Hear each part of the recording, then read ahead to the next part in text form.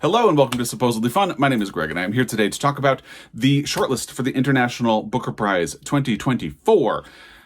I admit I'm feeling a bit rudderless with this shortlist because the book that I had been most excited to read from the Longlist isn't here. I'm not saying it's a bad shortlist. It does seem like an interesting shortlist, but I have that feeling of losing gravity or your sense of balance when the thing that you're holding on to is suddenly not there anymore. And I don't know how to feel about that. We'll get into the shortlist in a moment. Before we do, some quick notes. So the winner of the International Booker is going to be announced on May 21st. I am going to be out of the country when that happens. And for that reason, this shortlist reaction might be as far as I go with the International Booker this year, because there's a chance I will film a reaction video about the winner when I get home. But a lot will depend on whether or not I feel like I have much to say about the winner, how busy I am once we get home, and all of that. So this might be the last you hear from me about the International Booker. I would probably talk about it in a Friday Reads at least, but we'll see what happens. I definitely will not have a reaction on the day the winner is announced. If anything, it will be after I get home. So like the end of May. Maybe I'll film one late. We'll see how that goes.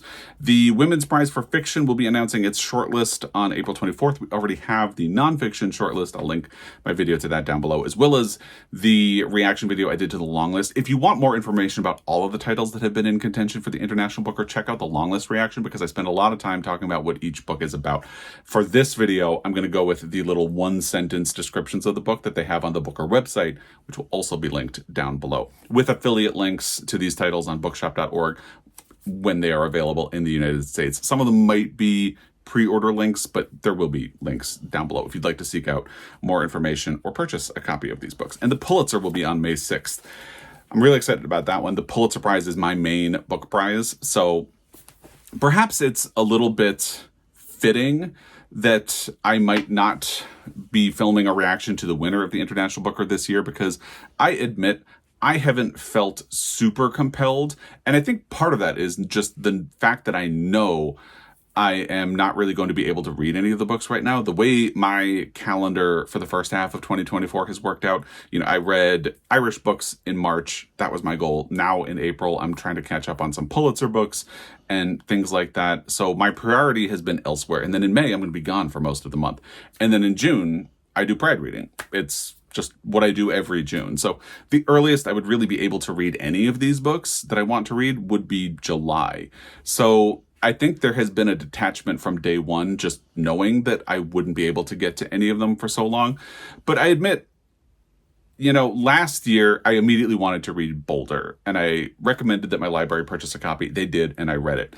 And the year before that, I immediately purchased a copy of Tomb of Sand, which went on to win. And I haven't read it yet, but this year there hasn't been anything that I immediately wanted to get out to. And I will say, it feels like, at least in my corner of BookTube, there hasn't been as much discussion of the International Booker as there has been in previous years. And I wonder if part of that is that, we have a lot going on with book prizes. The Women's Prize added a nonfiction category, and I have heard a lot more people talking about the Women's Prize nonfiction category and reading through the long list and now the short list for the Women's Prize for nonfiction than I have heard people going through and reading the long list for the International Booker. And maybe that will change now that we have a short list, but it does feel like attention is sort of elsewhere, at least in my corner of BookTube right now.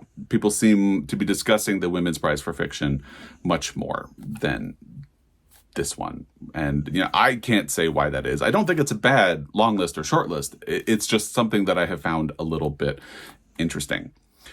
So really quickly, let's run through the books that we say goodbye to from the long list, because one of them is the one title that I had been the most excited to read. So really quickly, we say goodbye to The Silver Bone by Andrei Kirchhoff and translated by Boris Drolyuk.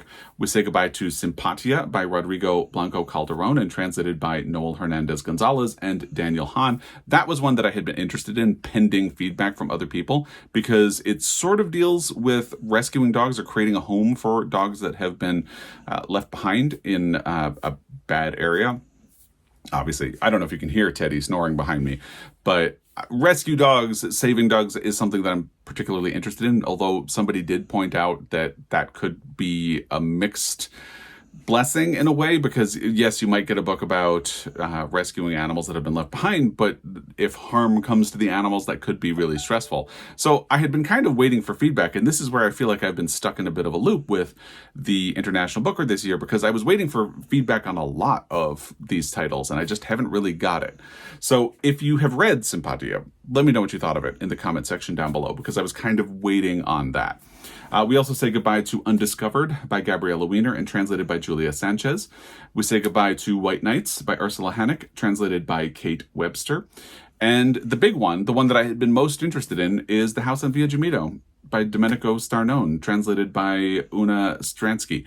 That was the title I was most excited about and that sounded the most interesting. Although I will say, Bob the Bookerer recently did a review video where he read The House on Via Gemito, and as he talked about it, I confess my interest in reading the book kind of went down. I would still be convinced to try it, but the fact that it didn't make the shortlist and that I haven't heard much about it at all has me wondering if I might just let it go this year.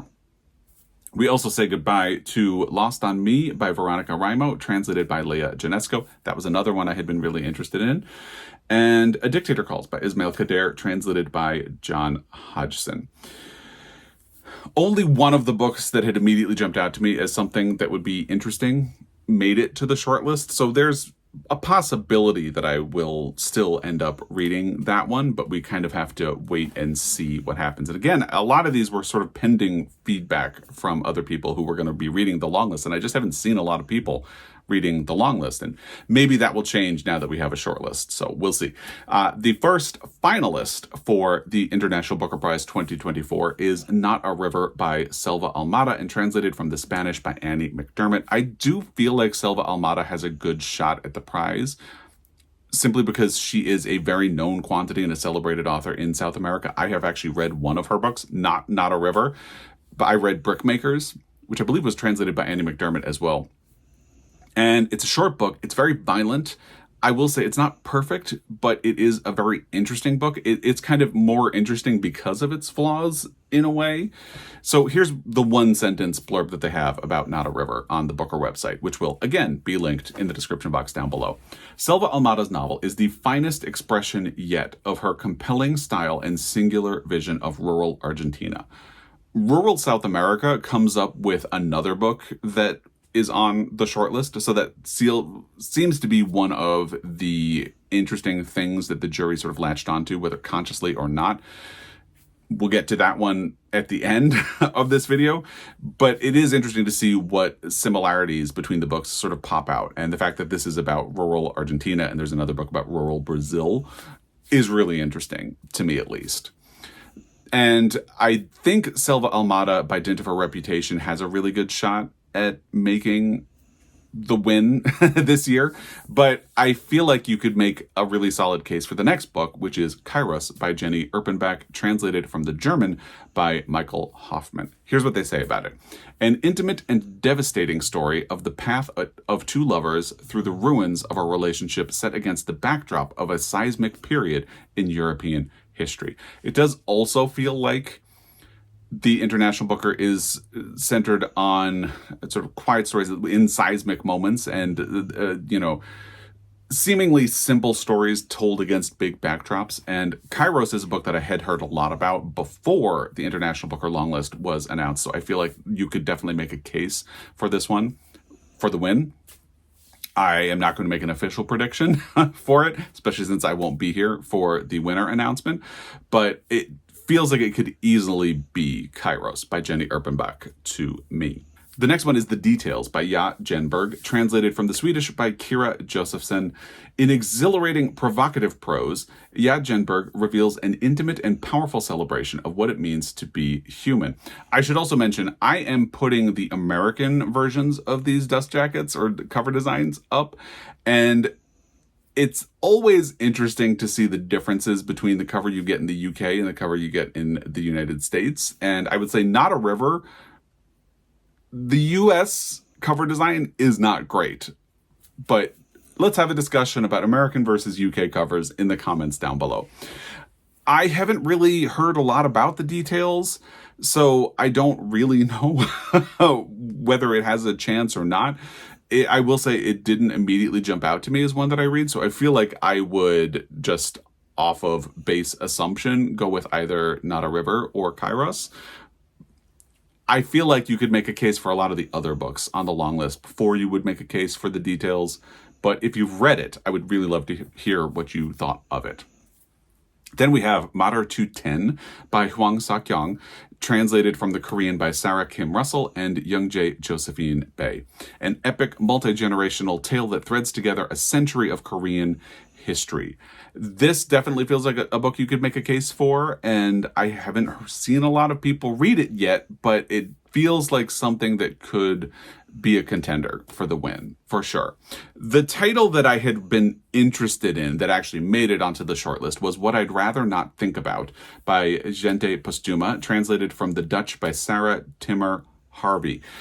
Part of what really intrigued me about this was that I got shades of Miriam Toews' All My Puny Sorrows, which is a book that I absolutely love, even though it is very sad. It's also very funny, though. And I at least feel like I have something to grasp onto with the fact that this made it onto the shortlist, but I don't know if it really has a chance to win. Here's what they say. A deeply moving exploration of grief, told in brief, precise vignettes and full of gentle melancholy and surprising humor, which again could be All My Puny Sorrows. It's a very sad book, but it's also a very funny book about a relationship. And I feel like if you told me you have to read one of the books on the shortlist, What I'd Rather Not Think About is the one that I would pick. But again, I really won't have time to get to any of these books until about July. So by then we'll already know what the winner is. And I do feel that because of its connection to the premise of Not a River, you could make a really solid case for Crooked Plow by Itamar Vieira Jr. and translated from Portuguese by Johnny Lorenz. It is a fascinating and gripping story about the lives of subsistence farmers in Brazil's poorest region. So again, you see that rural South America connection. And I think this is a topic, or an area at least, that people are really starting to take notice of, because the winner of the National Book Award for translated literature last year was What Words Remain by Stenio Gardel. And that is also set in rural Brazil, and it features a character who never learned to read because the schools in the area where he lived just weren't available to him, and because he had to spend so much time on his family's farm that it just didn't happen for him. So it feels like Crooked Plow has a really good shot. I feel like if you told me make a prediction right now, I would go with either Kairos or Crooked Plow.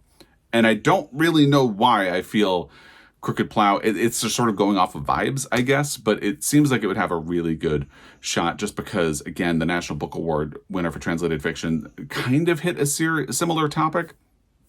I don't know if that gives it a good shot or not, but again, I see a connection between Crooked Plow and Not a River. So part of me wants to say, because that clearly is something that the jury for this year is interested in, that it could easily be one of those two books. If you go off of reputation, I think you vote for Selva Almada. If you vote for book, it feels like people are starting to align behind Crooked Plow. But again, it's been so quiet about the International Book Award this year that I don't really know if that's a thing. So those are the books that made it onto the shortlist. If I had to pick one to read, I'd say What I'd Rather Not Think About. You know what? I think I'm just going to throw my prediction, if I were going to make one, behind Selva Almada, but I would not be at all surprised if Kairos ended up winning. So that's kind of what I'm going to say about it. I would love to hear what you think of the International Booker this year. If you've read any of these books, please, I would love some feedback about what you have experienced of them, which ones you think I might want to catch up to in the latter part of 2024, what you think might win, and what book you are really sad to say goodbye to from the long list. Let me know all of that in the comment section down below. As always, I really appreciate your time. I will have a reaction to the shortlist for the Carol Shields Prize later this week. Stay tuned for that. And as always, I really appreciate your time. I will be back. Until next time, happy reading.